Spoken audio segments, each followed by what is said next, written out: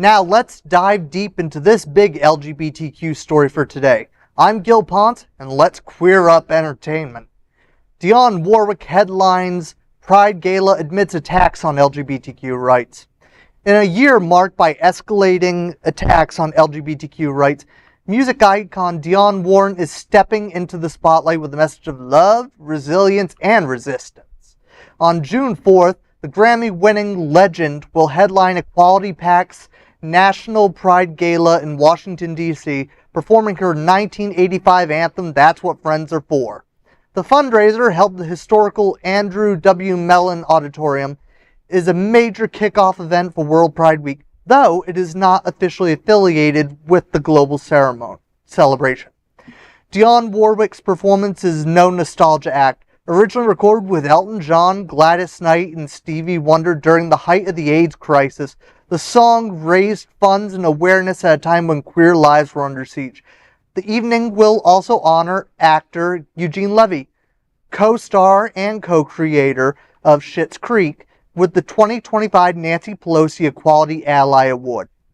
Hosting the gala will be RuPaul's Drag Race Season 6 winner, Bianca Del Rio.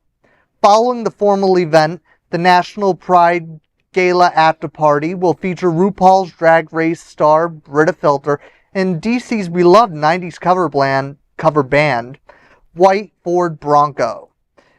With the 2026 midterms on the horizon, Equality PAC is ramping up efforts to grow the LGBTQ plus caucus and make history again. In the opinion of Equality PAC co-chairs U.S. Reps Mark Tancano of California and Richie Torres of New York, this year's gala is not only a celebration of progress, it is a call to action.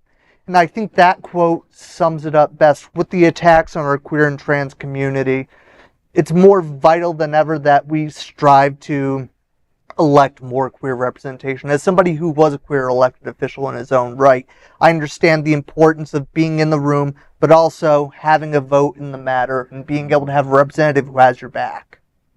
Well, and I think I do agree with that quote, and it's a call to action, but I think it's even not only just electing queer representation, but getting queer people out to vote. There's so many people in our community that are complacent. And they're like, if it's not happening to me, or if it's not directly happening to me, I don't have a skin in the game. And in all actuality, that's the worst attitude to have. So I think that's the bigger and important thing. And look, if we have to get every person out there that is an icon, and to get us to buy a ticket to then get into a room to then maybe hear the voices of the people who need to say, hey community, it's time to step up, and your voice does matter, and you do need to vote.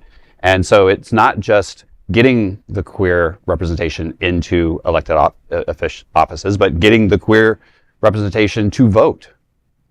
I mean, that's, I think a huge problem that we have right now. Yeah, it's, one, Dionne Warwick, I mean, a legend in her own right. And the fact that it does sometimes, it's amazing that a lot of our elder generations are stepping up and laying that, because they've done it before. They did this before, so they're reminding us that we've all got to do it.